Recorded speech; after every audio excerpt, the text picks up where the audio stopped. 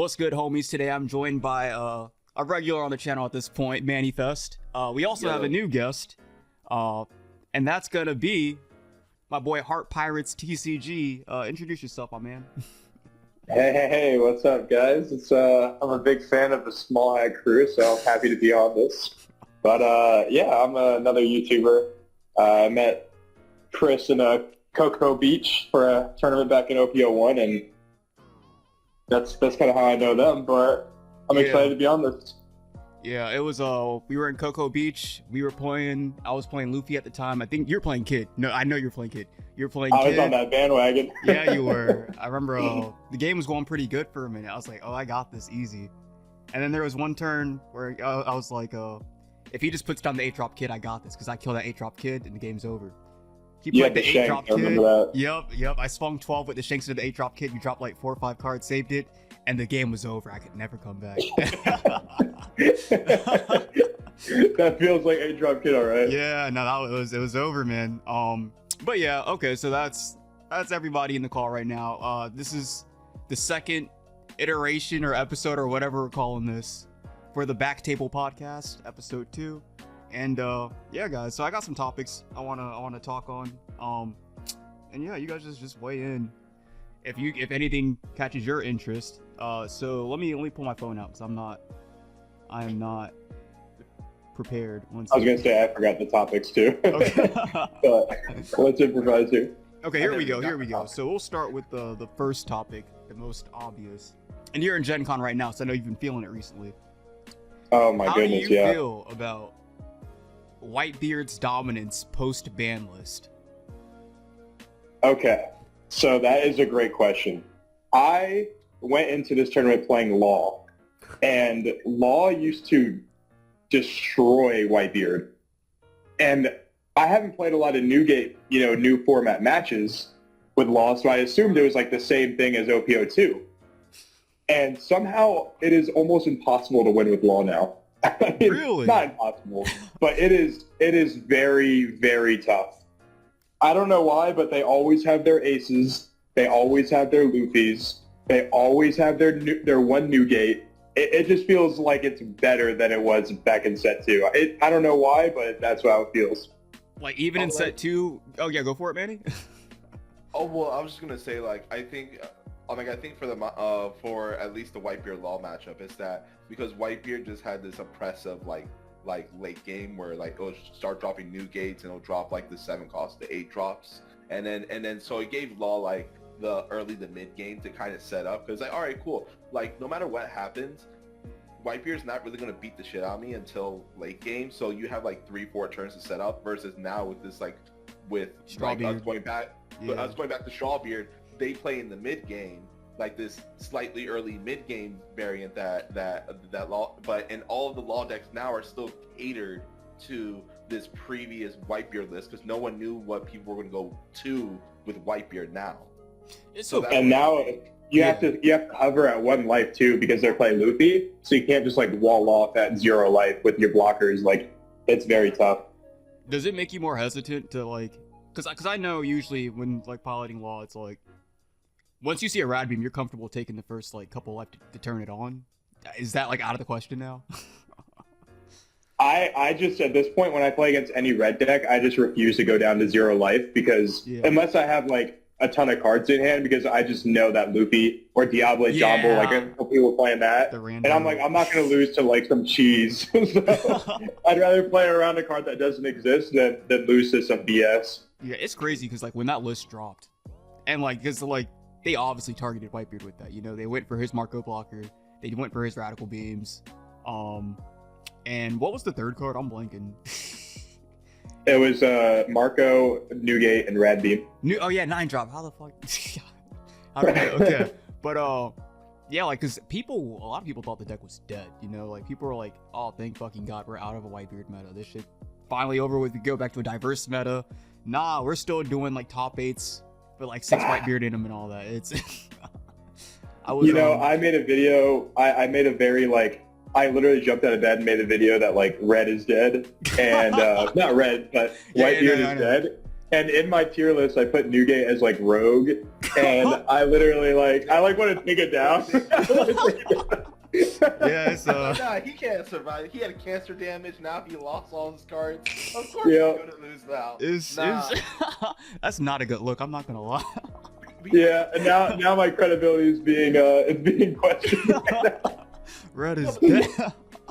Yeah, Nah, but that's... the funny thing is that it's like it's funny how like the Strawbeard list is not like this new idea that just came out of the woodwork. We already had this. We already played with the idea. It's funny with no too, though. Cause like, and then we're like, nah, fuck it. Like, that can never go back. Because that's the craziest part about it too. Because it's because like you said, we already had Strawbeard in the past, and remember it was good. It was dominating. Strawbeard was dominating, and then the other Whitebeard list took over.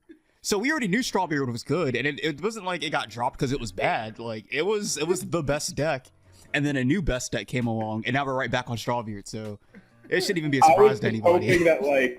I was just hoping new decks would just make Strawbeard not as relevant. But I think at this point it's just time to hit Newgate the leader because 6K 6 life is just too strong. Bro, new decks are no, it is. I remember when I was talking about I made a video. We were talking about the list dropping and all that. And I remember in my I gave my controversial opinions. I said just ban Whitebeard, just ban the leader. They clearly don't want people playing it. And it's because you're talking about new leaders, keeping him in check or whatever, hopefully being the case. But then it's all the leaders are so bad or mid at best. We have only 2 good new leaders, and that is Katakuri and Lucci. And literally, and Katakuri dies to Whitebeard. Katakuri just fucking explodes when Whitebeard touches him. Loses everything else. And then Lucci just loses the yellow. Yeah, and that's what. And then Lucci just dies to Katakuri, so he can't even make it to Whitebeard. Cause yeah. I was gonna say so I was at the regionals and I was at the mid tables the whole time. I finished 5-4 at both tournaments. I got pretty unlucky with some of my matchups. And, you lose your die rolls? I lost a lot of dice rolls. I played a lot of games without Bonnie. I played a couple aces as law, which is just not good. Yeah, but I will say I was spectating the first row of tables, and except for that one Doffy player, there was almost entirely Newgate and Zoro. Yeah. So it was the thing is Katakuri and Lucci are good decks, but going into those other matchups, they can't even compete. So almost the entire top tables was just complete red, just how it's been the entire time. And you're 100% right about that. Yesterday, I was interviewing the Doflamingo player that won Gen Con, and he said, I forgot what his first 3 rounds were. He played his first 3 rounds. He said the last 6 straight rounds, his last 6 rounds were Whitebeard back to back to back to back to back. And that's he said at that table, he said near the later round or whatever, he said the only non-Whitebeards he saw, or at least remembered, it was him playing Doflamingo. He said there was a random Magellan up there that somehow held out the entire time. And then there was the Luffy player that came in second. But it was, and that's the crazy thing too, because it's Katakuri's a good leader, obviously. But when you think about because the better you do in the event, the higher seeded opponents you're playing and stuff like that, or just the better tiebreakers and stuff like that, and that's Whitebeard players. So it's those you should expect the last at least 4 rounds to play against Whitebeard. And if Katakuri has a bad Whitebeard matchup, then he's not gonna top. And then yeah. Oh, sorry, I don't want to interrupt you. No, you're good. No, go for it, man. You're good. Yeah, and I was telling my friend this too. I was regionals obviously big tournaments. They obviously require a lot of skill and knowledge of the game. Yeah. But also when you're playing a deck whose best matchup is the meta, you just have to get lucky to play against your best matchups. Exactly. Because that Doffy player, Whitebeard, I was talking to a few Doffy players that topped over the couple days, and they were Whitebeard is our best matchup right now because it's unless they drop Newgate, it's almost unwinnable for them. I mean that's what I heard from multiple Doffy players. And when you're playing let's say 70-30 matchup, you can expect to do really well. Yeah. It doesn't matter how good they are. It's just one of those things. Yeah, go for it. Oh no, well I was just gonna say Like, it's just the thing is like Doffy is just this really efficient advantage engine, and the fact that that even in Strawbeard everything is on the same premise as Blue, where it's like there's no rush really in Strawbeard. Like, yeah, there's the Luffy, but that's it for the most part, and everything else is like somebody sickness, but you just have bodies that you could build better than Strawbeard, and that's just where like Doffy just. That's the thing too, because like coming from somebody that played Luffy in OPO1 and OPO2, like as a Luffy player, Luffy's worst matchup was Doflamingo. Whitebeard didn't really kind of have that issue for like a good majority of the meta. Now that he's back on Strawbeard though, he has the same problem Luffy does, and that's just like you just cannot beat Doflamingo. So when I was watching these games, here's what I realized why it can't beat Doflamingo. It's because like you have to attack his characters that come out rested. Yeah. And you're not attacking his life. Exactly. And especially without Moby Dick around, you can't just like kill him in one turn. Like you have to attack his characters every time, and you have to keep discarding 2Ks because he's swinging at 7, and if you leave his cards up, they're going to keep swinging at 6 or 7. Yeah.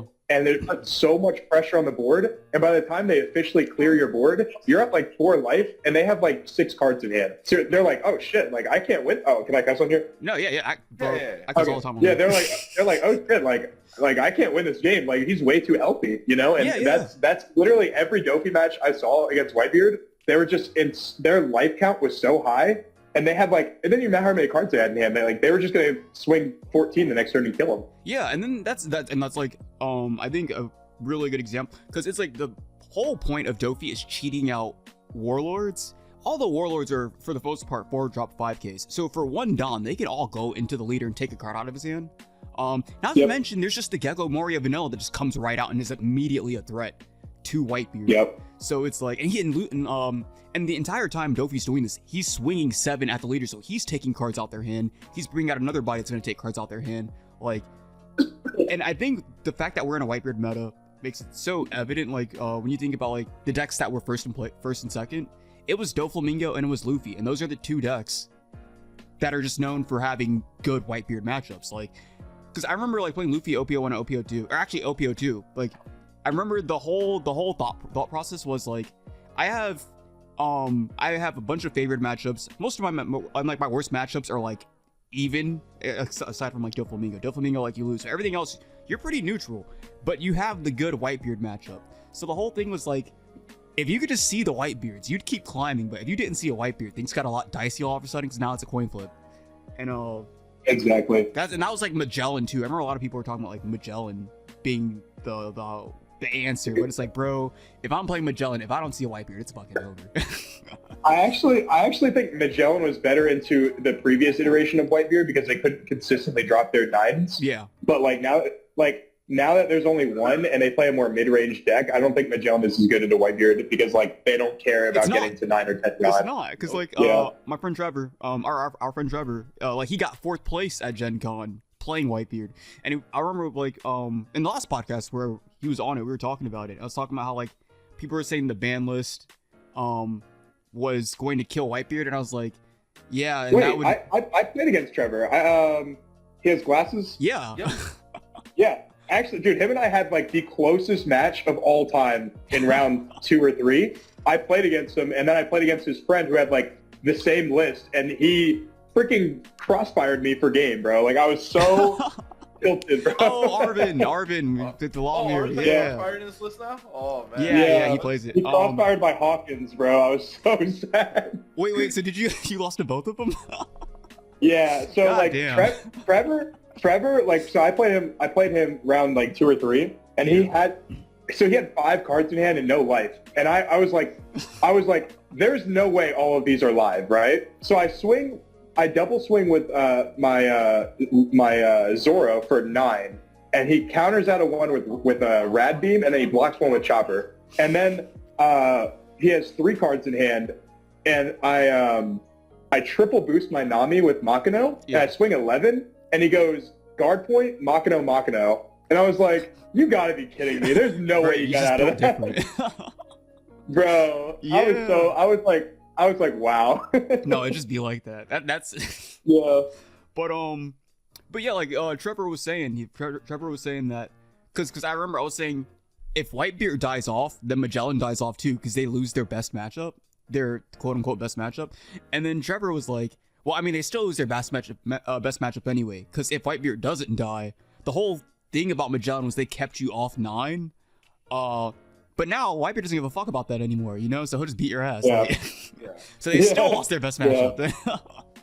Yeah, so that's why I was surprised when you said Magellan was at the top table. I didn't see him that tournament, but I'm shocked. Yeah, no, me too. I was like, what? That doesn't make any sense. Like, Strawbeard would just, cause like, what does Magellan even do now? It's like, all right, I take your Dawn off you, but it's like my power play 7 Dawn now, so like, I don't care about that. Magellan is just like an anti-purple deck that from this point on until we get another deck that needs to hit its curve. Like, I guess maybe it's good against black because black wants. It's good against yellow. It's good against yellow because they like can't get to 10. Yeah, but the thing is, like, you can always counter curry the Magellan away, and then you don't minus the Dawn anymore. So it's like. Yeah, but most people only play like 2, and he just like beats the crap out of you until you get to 8 Dawn. So it's like. Yeah. I think that's like the only.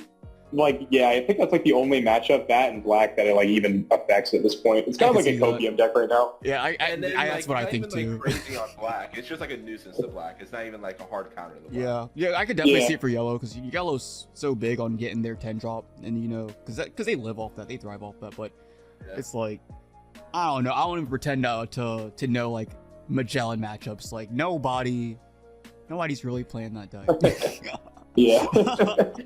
Yeah. I mean, I'm not an expert, but I assume. Yeah. I mean, just like on paper, you know, it makes sense.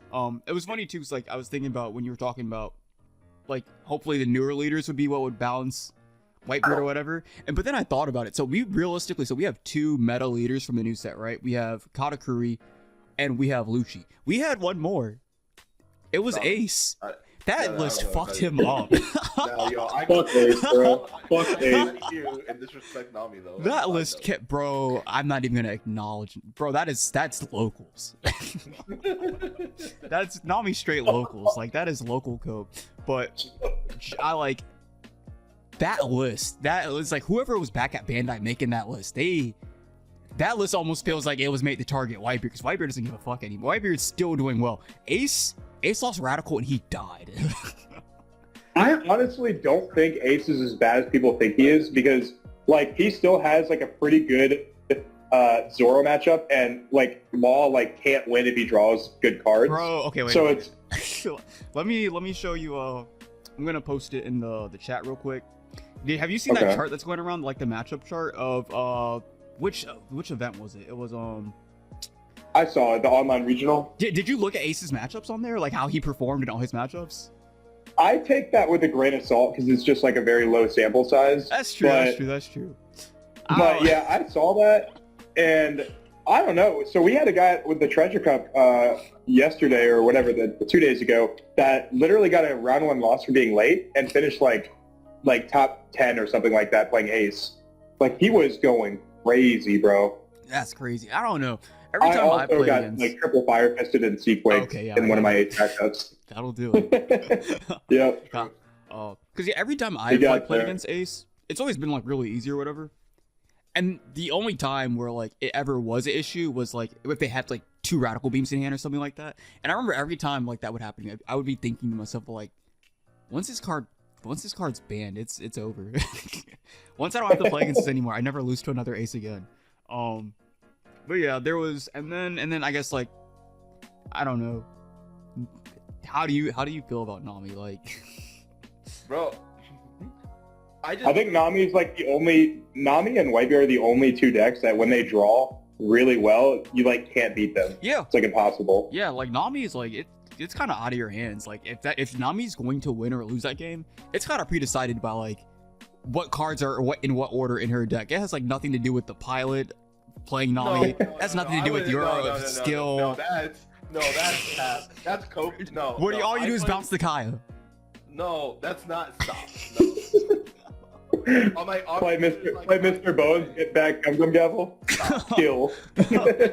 I play Kaya, I overheat the Kaya, I bounce back the Kaya, I play the Kaya. Like, what do you mean, man? I'm gonna let you voice your defense right now, because you're on trial. That's fine. That's fine. I stand in front of the court to say. But no, like, look, I mean, obviously there's lines of play, but that's like for every other deck. That there's like lines of play that you do. Bro. But like the thing is that like when it comes to Nami, there's a lot of you understanding the tempo of the deck that your opponent is playing on being like, okay, on these turns, their best case scenario is like, okay, so like let's say I'm playing against Whitebeard and his turn and I'm on 5 Dawn and they're gonna go to 6 Dawn. And then like let's say they have like 2 Ezos on board so far. Whoa. Oh, we're afraid to now they're playing Strawberry. So like let's say they have like a Nami and a Zora on the board already, right? I have to forethink ahead, being like, okay, I have so much counter in my hand, and I have so much life. And then like, Bro, it sounds like you're just playing One Piece. But the thing is, you don't get the option.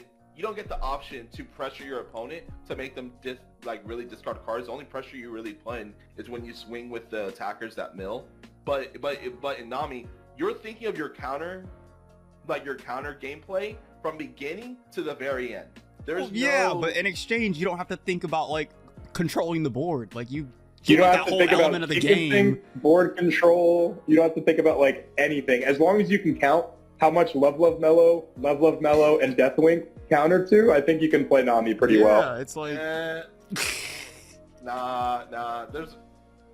I'm not saying Nami is the biggest brain deck in the world. All right. Right. Like, it's just the second biggest brain deck. Yeah. I'll give it a second. What? I'll give it a second biggest brain deck. Yeah. I don't even think it's like top 10, bro. Bro, I don't think if this game has 40 leaders, it's like the 41st. Like. No, get out of here. Alrighty. All right. So I guess we'll go ahead and like, on the topic of Whitebeard dominating and all that, and how we think Whitebeard needs to be banned because he's like a 6 life leader and all that.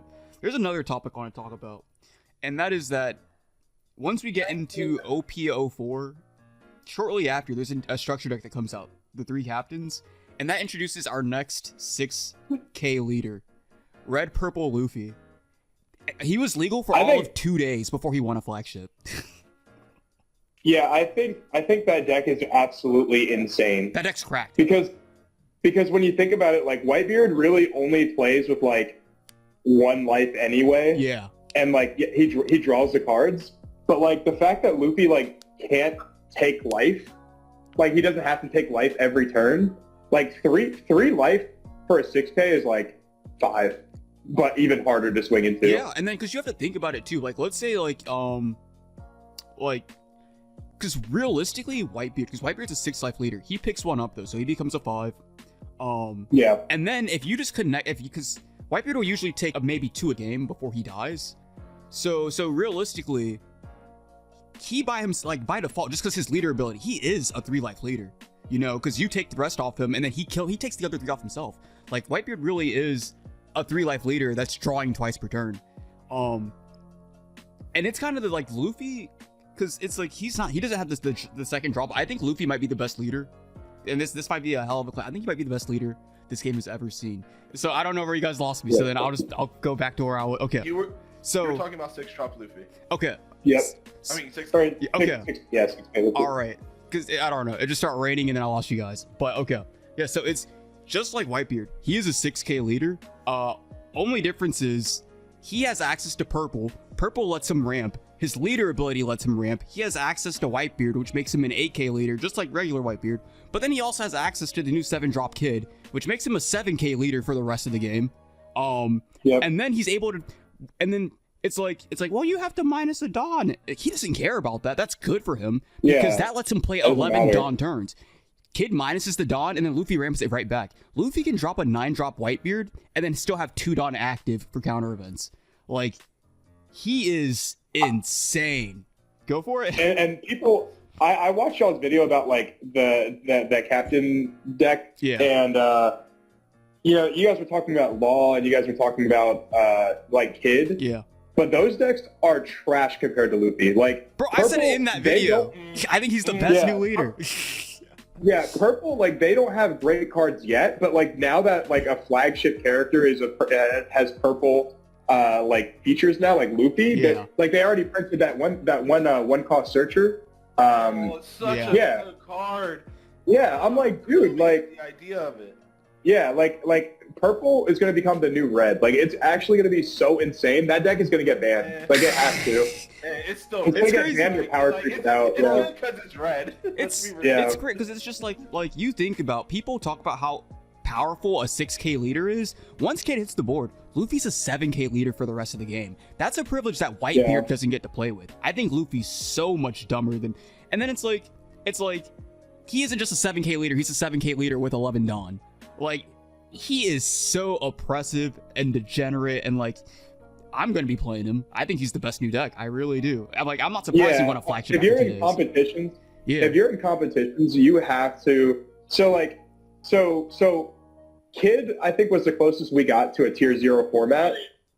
Like towards, and it was only like towards the very end of OPO1 where we realized it, because people were still on the Luffy Zoro trade, right? Right. But the 6K Luffy is going to be so oppressive and strong that like he's probably going to take up 80 to 85% of all big tournaments. Bro, that's what I think too. Like, I think because I don't know how any other leader comes close. It's like the other leader that comes out that set that's competitive.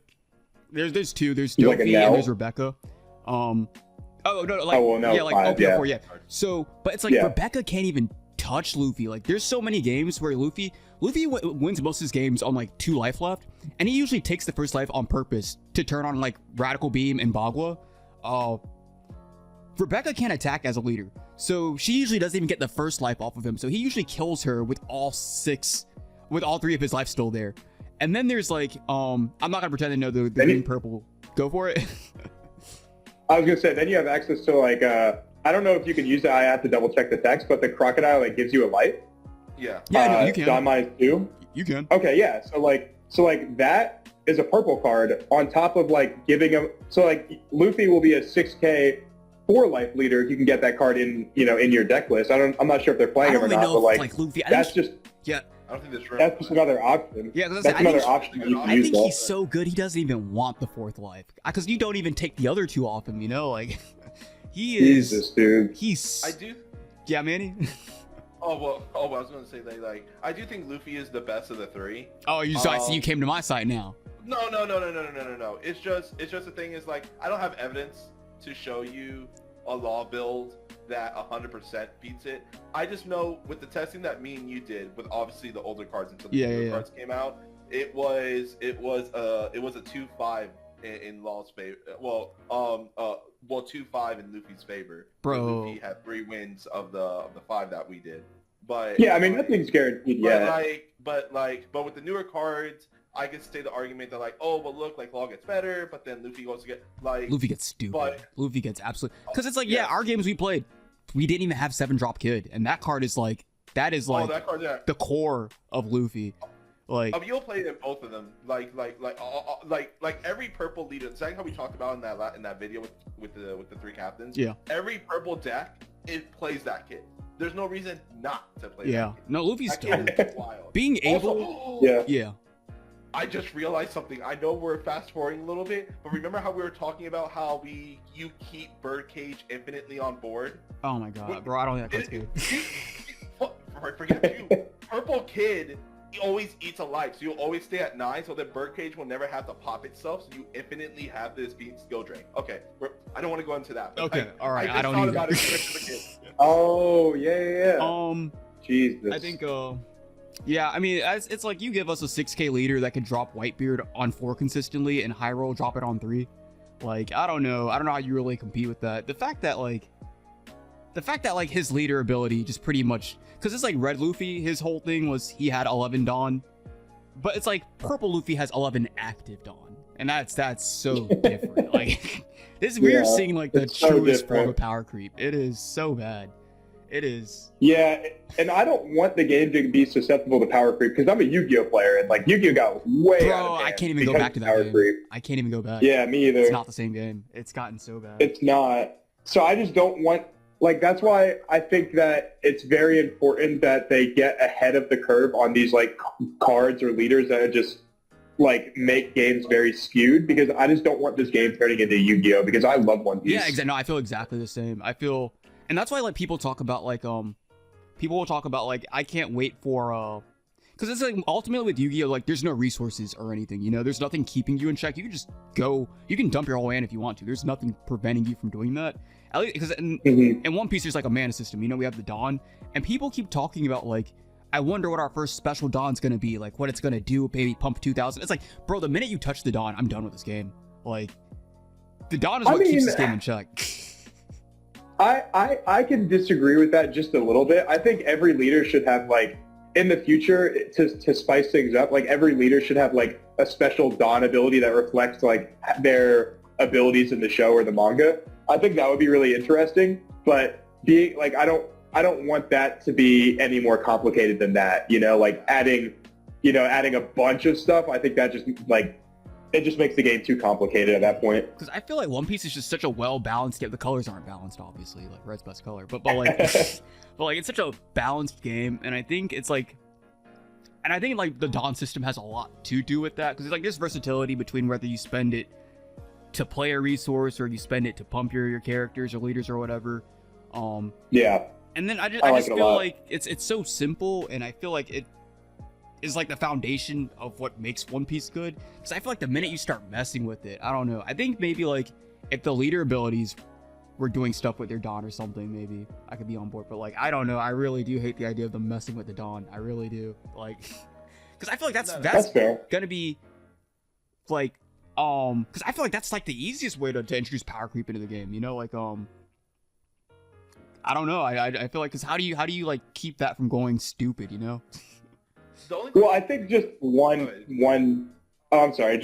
I think just like one Dawn. Like you still have 10 Dawn, but one of them is like at the very end of the game that it turns into a special Dawn that like does something when you hit 10 Dawn. You know, something like that. Yeah. Per leader. I don't think that would power creep the game, but like adding extra Dawn, like some leaders have 15 Dawn, like that is gonna. That I would probably play with it some like some shit like that. Yeah, like some shit like that. Yeah. I will say, because I was gonna say, like, hear me out though. Well, I'm listening. What if, what if they add a mechanic where either it says on the Dawn or they just add the mechanic to the game where it's like, a Dawn could be treated as 2K, but if you treat it as 2K, at the end of the turn, you have to put it back into the Dawn deck. After like turn 4, though, it doesn't mean anything because it just frames right back. Well, but the thing is like, so like instead of you going from, like for example, like let's say you're at 4 Dawn to 6, you'll go from 4 to 5. I don't know. That's like some like iceberg type shit right there. What if like the Dawn had like, and this is actually what I'm arguing against because this I see it's getting abused very easily somehow if they were to introduce it. But what if like the Dawns had like some powerful ability where it's like if you used it, you lost that Dawn for the rest of the game, so now for the rest of the game you're playing on 9 Dawn, you know, and then 8 Now Dawn. that would be cool. That would be an interesting trade-off, depending on how they do it. Yeah, but it could definitely get out of hand very quickly. Easy. It sounds really cool. I'm a big fan of it, but like I know I'd get tired of it real quick. Or if you have Dawn that it doesn't say 1K, but it just says like certain keywords like blocker. That would actually be cool. You attach the Dawn to a character, turn it into a blocker. That's cool. You turn it into a blocker, or you turn it into a banish. It doesn't gain the K. Right. It just gains whatever keyword is assigned to the Dawn. That's actually pretty cool. I like that. That is cool. Yeah, I like that a lot.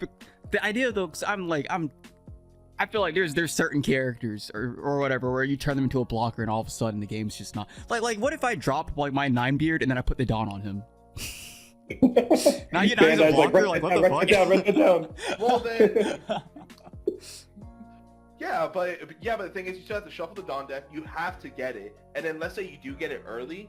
That means that's 1K short in power you have like available to you until you even drop Whitebeard.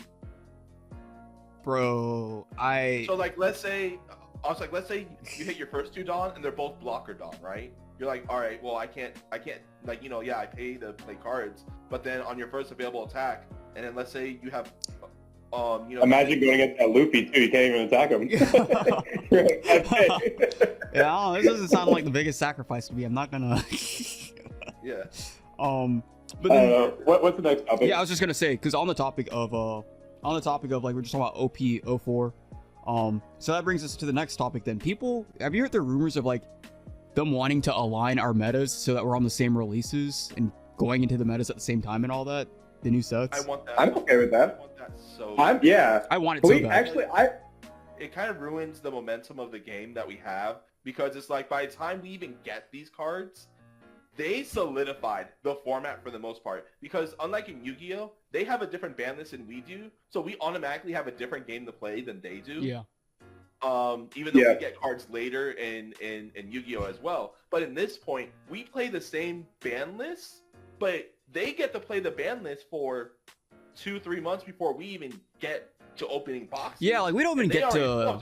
We don't really get to like. So go for it. I actually agree, but in a different way. I want that to happen so people can stop telling me about shit that's going on in Japan because it has nothing to do with what's going on with our meta. Because back in OPO1, Red over there was like murdering everything and Kid sucked over there, or not sucked, but was not as good. And then here, Kid was like way better and Red was an afterthought. Because by the end of OPO1, before we even got into it, because I remember like me and Nick were using the green Kit's like structure deck to play in the pre-release events.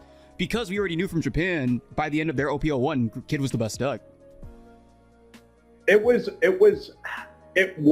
but like it wasn't winning the most events from what I've seen. I don't remember too much, but from what I saw and what I read was that Zoro and Luffy were just like the most represented decks by far, and then like Kid won a couple of them, but it was more red than it was green, from what I remember. I could be wrong on this. Yeah, I know they were really big on Zoro for some reason. I don't know why. I don't even think Zoro was that good. Yeah.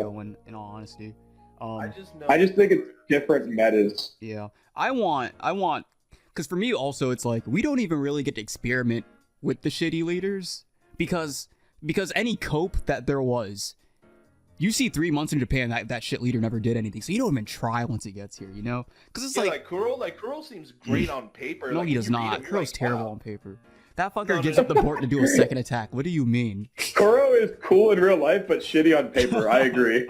Like, oh my god. Oh.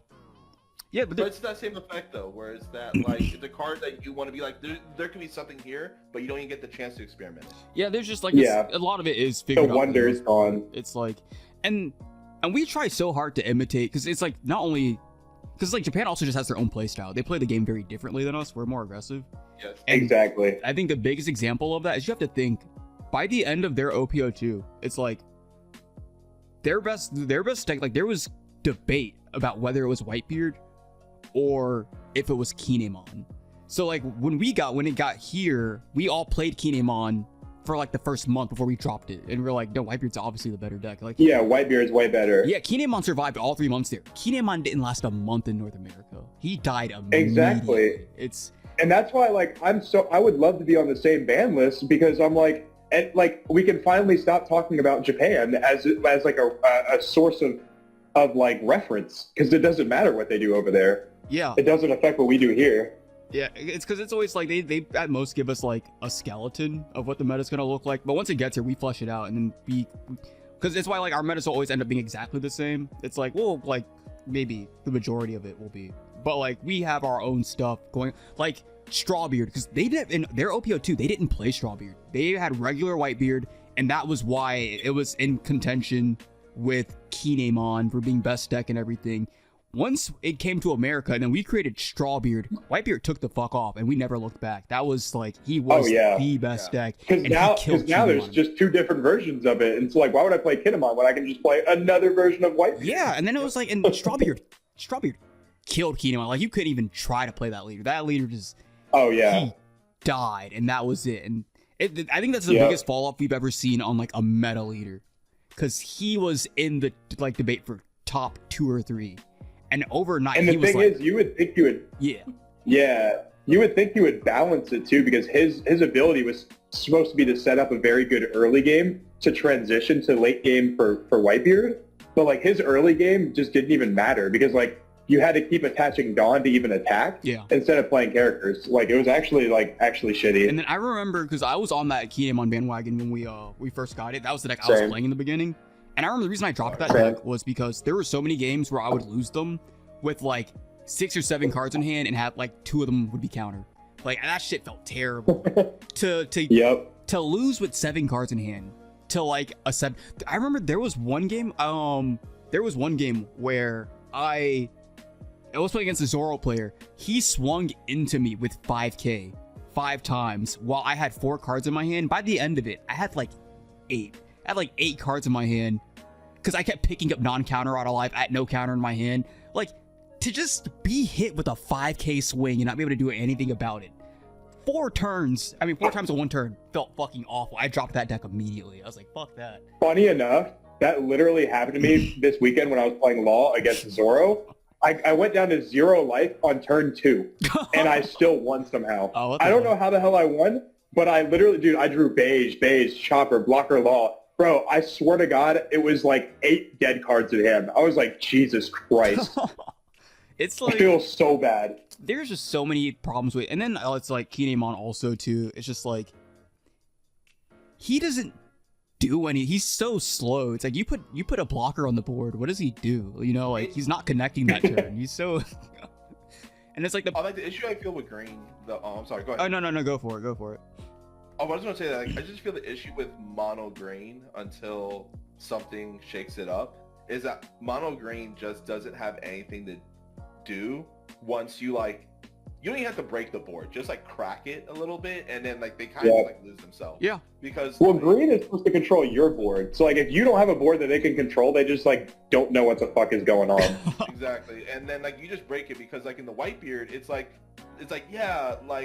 I could build this early board for this early game and then be able to build it for late game, but then Whitebeard was like, well, here's Otamas, here's jet pistols, here's things that destroy your cards, and now you don't have a board anymore. Yeah. Now we're in late game. And it's like, oh shit, what do I do now? And then lose. And then sure, and then even in purple's like, yeah, we really can't pop you now, but I'll 10-drop Kaido you, and then we'll see how you feel after that. And it's like, oh shit, you're right.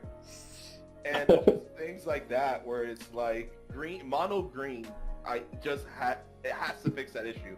But like with the Doffy in set 4, that's green,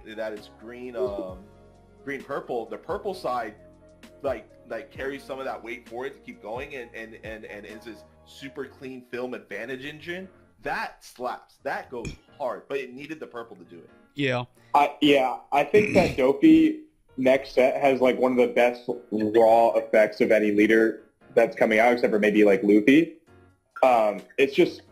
Its ability to, it's so good. It's just so good. Yeah, standing 2 Dawn, like just the fact that, because it pretty much is him saying that like every turn, if I have the counter events, I'm a 9k leader, and like you're not touching me. That is so good. And then they do, and then it's like he's not just 9k. There's some bonus effect on top of it. Either like he's ramping it on, or he's tapping something, or he's restanding something. Like he's doing, and it's one of the few leaders that lets you interact with your opponent on their turn. Yeah, it just feels like you play with all of your Dawn, and then like your Dawn that was meant to play events, you can play them anyway. Yeah. Like, like you're no longer playing with 10 Dawn with him. It feels like. Yeah, because you're just not. you're playing. Yeah. And I think though, because he's forced to use the last 2 on the opponent's turn, I do think I would be amazed if a better leader ability ever gets printed than Red Purple Luffy in this game, because that leader literally says he literally is ramp a active Dawn. That's just his ability. After like turn 3, every single turn he just says I ramp one. Like that is Onigashima on crack, because it comes in active. Like I don't know how you put that on a leader. I don't know what the fuck they were thinking. Back in the day, you used to like the only thing that ramped like active Dawn was like Jack and like Brachio Bomber. Yeah. And then for like now we have a leader effect that does that. It's just crazy, bro. It's so stupid. So and then I only had because looking over like our topics, I only had 2 more topics, but we kind of already touched on them. One was going to be talking about how Ace was affected by the list, but we already covered that in Whitebeard. And the other one was talking about like the most recent, like the Gen Con where like Doffy won. But we already kind of talked about that in Whitebeard also. So like, unless you guys got stuff you want to talk about. Can I just add? Yeah, let me add one more thing to that Doffy thing. Okay.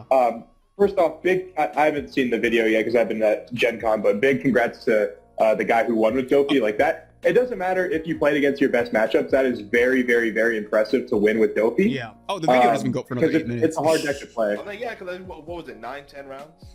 Yeah, because it was 9 rounds. It's still 9 rounds of going undefeated. Yeah. Like it doesn't matter if you're the best matchup. That was 9 chances for someone to just kick you in the it's literally like there's bad dice rolls, there's bad draws, and then there's also like because it's like he didn't just win, you know, it's like he didn't go X1 with the better tiebreaker. Man went undefeated.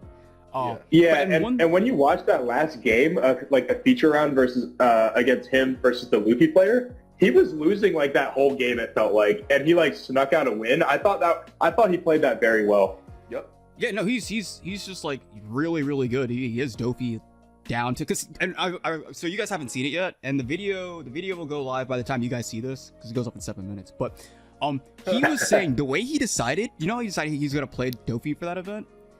He had 3 deck boxes. I think he said he had Law, Lucci, and Doffy. And he said he left it up to a die roll. He just rolled the dice, and whatever it landed on was the deck he went with. He played Lucci for all of OPO2. Like, he just played Doffy off of like the muscle memory from just the matchups and like knowledge and stuff like that. He left it up to the dice. I will also say though, yeah, go for it. I will say that this was the first one I was able to get into, first big tournament, and there's something to be said about consistent decks in these big tournaments. Because when I was playing Law, like I told you earlier in the video, I had multiple games without Bonnie or like Nami or you know, a lot of these cards that you need to pop off. So like I think it's actually better to play like consistent decks like Zoro and Doffy and things like that can like just get there, than it is to play like even I think Law is one of the best decks, but like if you don't draw well for 9 straight rounds, you're not gonna top. Yeah, you're just not. Because like with Law there is that variance too, because it's like, do I see my searcher? But then also it's like you can see the searcher and just whiff, you know. Yeah. And that shit feels terrible. It happens. Kiko, it happened plenty of times. The Doffy player, his name was Kiko. Or it was Juan, but he said he goes by Kiko. He also said one of the reasons that he felt like he performed so well was he said he feels like a lot of the Whitebeards don't really know the matchup, because he said there was one misplay that he felt like they all kept making. He said he played 6 Whitebeards and 3 of them made this mistake. He said in that matchup you do not put Thatch on the board, which should have been obvious. Yeah, definitely. Yeah. He said 3 of them put Thatch on the board, and the minute you do that, they just Mihawk it. You know, he's like, so a lot of them would come to him after like, do you think I could have done anything differently or anything like that? And he said, and that was the one main thing he kept telling them. He kept telling them that like the strongest card for them in that matchup is Ace, because a lot of them just undervalue it. They think it's like go big bodies and all that, but no, it's the Ace. Cracking their board in a consistent, like, Dawn efficient way. Yeah, exactly. And then like if Ace lowers something, it's dying. It's not. And, like, the way you beat Doffy is you have to control the board. And then it was just crazy to me too. Like, I don't understand how like you're playing Whitebeard and you have a good enough record by that point in the tournament to like be facing him, right? But you still don't know not to put the Thatch on board, because it's like, I remember in OPO 1 and OPO 2, one of the things I learned playing Luffy was like when Ben Beckman, the 7 drop 9k vanilla, was really big, because I used to drop that fucker on the board because if he stuck, you know, it was disgusting. But I very quickly learned that, and that's when they still played 7 drop Doffy even. It was like, in this matchup, you just discard him, because he'll get bounced back to the hand off Doffy. Yeah. He will get bottom decked off of Mihawk. Like, you just there's nothing worse than losing a turn in this game. Exactly. You know? You just lose it's like when turn. like that turn back in like set 1 when like they have access to 7 drop king and you're like, oh, do I play Okiku and, you know, something else, or like, you know, do I change my play around and go more aggressive? If you play Okiku and like a beige or something, and you know, attack for 7 with your leader, and they 7 drop king you like pretty much lose that game. It's like you just lost all of your tempo. Yeah, no, you do. You just fucking do. It's over. It's not even like, I don't know. It's just one of those, because I remember he said he doesn't even feel like, because I remember I specifically asked him, I said, do you think Doffy wins the Whitebeard matchup? And he said it's definitely, he said he doesn't feel like it, but he said he feels like a good amount of Doffy is like if you learn all of your matchups inside out and you know how to play them and when to take life and all that, Doffy's one of those decks that will just let you win every matchup just off of like game knowledge and just stuff like that. Yeah. Because like you're talking about like playing consistent decks and everything, it's like you want to see certain cards, and Doffy kind of gives you two chances to do that, because it's like there's the cards you just initially draw, but also he's about like if you draw bad, you know, you could just swing with your leader and hope to hit something off the top instead, you know? Like he gives you two chances to see something. And while he's doing it, you know, he's swinging steps. So he's either taking the life or he's taking two cards out the opponent's hand while establishing a body at the same time. And then the body was one Dawn, so you don't have to use your hand to do any of that. So it's so easy for you to protect the body that comes out on top of it. Yep. Like, and then if it's a Gecko Moria, they probably don't even go for it because it's just so big. It's just, I don't know. Yeah. And like just being able to like stack your deck with, you know, Perona and your Blogger Doffy, and then being able to like cycle them with Gecko Maria, like you have so many chances of just like, even if you don't draw well, you can literally just fix your entire deck. Yeah. So it's like, like that's why in Orlando, I'm going to the Orlando regional too. I'm going to be playing a deck that like I'm not revolved around like drawing combo pieces. I told all my friends, I said I'm never touching Law again in an tournament after today. Bro, you can't do Never that. Again. You're your channel mascot. You got the ink on your hands. What are you Bro, talking about? I got Fire Fisted more times than I can even like count. Like I got Fire Fisted like 15 times. I got Seaquaked like 8 times. Like Marco Vista. Like it was actually so miserable. I've never been more angry. Like I'm like, why are you teching against Law when you have like Zoro like running around here going rampant? Like, I think that's the worst part. Annoying. I think that is the worst part too, though, because it's like just teching against Zoro also techs into Law at the same time too. So like your matchups get worse by default because you're both playing on like little weenie bodies, and it's like because I remember when I interviewed the Sakazuki, no, the Garp player that made top 32. He played really well in the Law, and he said in his local nobody played Law. He didn't even really think the deck was that great, because no one at his local represented it. He said his local was nothing but Zoro players, so he was playing a bunch of counter events and stuff to kill all the little bodies. Yeah. He said all the little bodies that Zoro plays. The problem with it is like Zoro can actually play without having bodies. Law becomes unplayable the second they have multiple cards in their deck that like kills all your shit. Yeah, I just found it. I was having games where I just couldn't play the game, and I was like, this is so frustrating. That's just so, because I just found it so funny. It was like his deck was so teched out for the Law matchup, and it wasn't even intentional. He was just trying to beat Zoro, and just it's just like as long as Zoro is a good deck, people will inherently be playing outs to Law at the same time. But Law is a 4-life leader that crumbles if he can't get the shambles off. So it's like, and like Gordon Marco like just kills blocker Law too. It's like, oh my god, man, it's so good. Yeah, it's honestly so good. It's real gross. But that's pretty much it for me. Any of you guys want to say anything or anything like that you want to touch on before we close it out? Nah. I don't think I just want to touch on because I was just thinking about Red Purple Luffy real fast. I was like, you know how stupid it is, the fact that you play because you 10-drop Purple Luffy that resets your turn and gives you another turn. Oh yeah. Oh yeah, that too. That's also gross. You could literally just play that, then your effect, go to 1, swing. Well, like, you swing with everything. Swing with leader. Play the 10-drop. Eat, like kill your board besides him, and then eat up all your Dawn. Luffy effect, gain 1. Your turn again, gain your 2. Luffy, because you're at 3, because you generate at 3, right? With Luffy's effect? No, it's at 8. Oh, it's at 8. Oh, okay. Well, so yeah. You start your next turn with 3 Dawn, and then instead of 2, it's just an extra little caveat thing I was thinking about. And then I was thinking about it with green purple Doffy, where you can go play Doffy, get the 10, play the 10-drop Doffy to lock the board, right? Then it comes back to you, and you swing again, right? Then you play the purple Luffy to just reset to get another turn again and just hit him again. It's gross. It's like an OTK right there. Yeah, you're talking about the green Doffy and then the Luffy. Yeah, that's so good.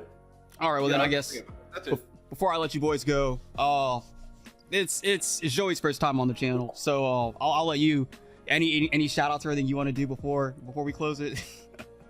Honestly, shout out to the One Piece community because I think there's some of the like I played a lot of card games in my time, but I think the One Piece community has been the most like embracing and like welcoming of any community I've been in. So that's like I love having a YouTube channel because of that. Like I feel like I get to meet a lot of really cool people and yeah. So just shout out to you guys, I guess. I feel that too, especially coming like because before this. The last game I was really serious because I played Pokemon for a little bit, but like that did not last. But it was Yu-Gi-Oh! Yeah. Bro, the reason I quit Yu-Gi-Oh! Was because of that community. Those fuckers stole my deck before I went into locals. Like horrible, bro. They're horrible. I played Yu-Gi-Oh! For 15 years, and I don't like it nearly as much as I like One Piece. Yeah, I stopped playing Yu-Gi-Oh! In 2014. I quit around Duelist Alliance where we got Burning Abyss, Shitals, That was actually fun though. I like that. I bought Burning Abyss. I love BA, bro. That is actually my favorite. Like, that's if it's not my favorite, it's my second favorite. It's between that and Hat. That and like Mermails are fun. Yeah, I like that a lot. They stole my deck, so I couldn't play. I sunk 600 into it, and then it just got stolen before it got to play in a single local. So, anyone you want to shout out or anything like that, Manny? No. Like everyone I want to shout out already knows I exist. You don't want to shout out your channel or anything? I guess so. It's just me. I know you want to, so I gotta, let you make you not seem too selfish or egocentric or anything like that. Thank you, appreciate it. But yeah, but it's just me at Manifest, and me and Chris are working on a video that'll be coming out probably before this comes out. So yeah. So look forward to that. That's all I can say. All right. Hell yeah. I guess with that one being said, this has been the Small Hat Crew, my boys, Manifest, and Heart Pirates TCG. And until next time, we'll see you guys. All right, guys. Peace. Bye-bye.